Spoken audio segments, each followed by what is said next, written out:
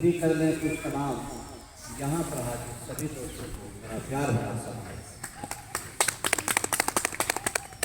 दोस्तों, बुजुर्गों, हम उम्र साथियों और मेरे प्यारे देशवासियों, आज अपना भारत देश 70वां गणतंत्र दिवस की खुशियाँ बड़ी धूमधाम से मना रहा है। इस पावन अवसर पर आप सभी को गणतंत्र दिवस की हार्दिक शुभकामनाएं। दोस्तों, शहीदों का सपना जब सच हुआ तब ये देश स्वतंत्र हुआ। हम सलाम करते हैं उन वीर जवानों को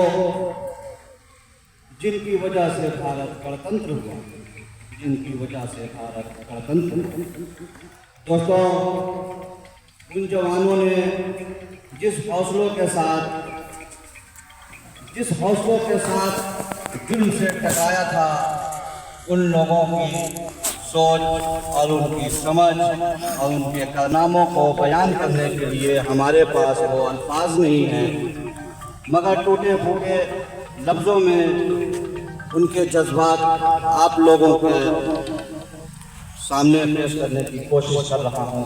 टल न सकते थे जंग में अगर वो अड़ जाते थे, टल न सकते थे जंग में अगर वो अड़ जाते थे, पांव शेरों के भी मैदान से उखड़ जाते थे।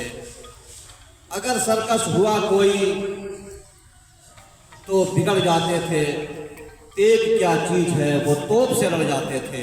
अरे वाह दोस्तों, तभी तो हम सब ये फख्र से कहते हैं कि कुछ बात तो है कि मिटती नहीं हस्ती हमारी, कुछ बात तो है कि मिटती नहीं हस्ती हमारी।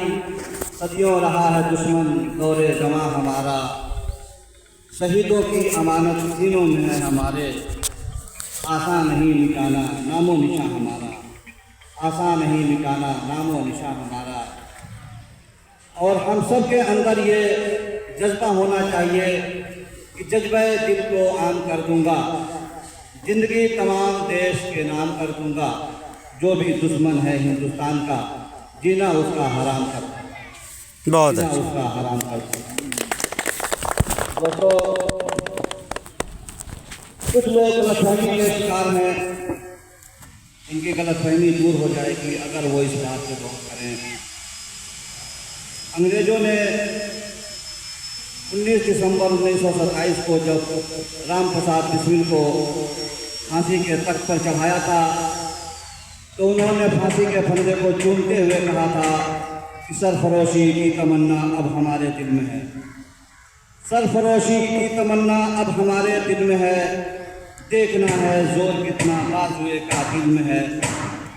इस गज़ल को बिस्मित अजीमाबादी ने लिखा है और इस गज़ल को लोग इनकलाब के तौर पर इस्तेमाल किया करते थे, जुल्म से टकराने के लिए इस्तेमाल किया करते थे। यहाँ तक कि जब भगत सिंह को फांसी दी जा रही थी तो उन्होंने लोगों में इनकलाब की आग भड़काने के लिए इस गज़ल को पढ़कर लोगों में फूंका और उसके बाद उन्होंने अपनी जान को कुर्बान कर दिया और शहीद हो गए। 1965 की जंग में बहुत से वीर योद्धाओं का नाम इतिहास के पन्नों में दर्ज है।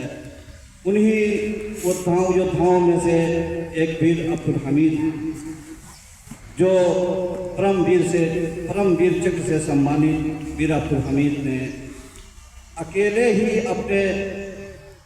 ही पाकिस्तान के 8 पैटर्न टैंक को अपने साधारण डिफेंस गन से ध्वस्त कर दिया। और इस कारनामे को अंजाम देने के बाद उन्होंने ये साबित कर दिया कि मुकम्मल है इबादत और मैं वतन ईमान रखता हूँ, मुकम्मल है इबादत और मैं वतन ईमान रखता हूँ। वतन के शान की खातिर हथेली पे जान रखता हूँ। क्यों पढ़ते हो मेरी आंखों में नक्शा पाकिस्तान का, मुसलमान हूँ मैं सच्चा, दिल में हिंदुस्तान रखता हूँ। जय हिंद। जय।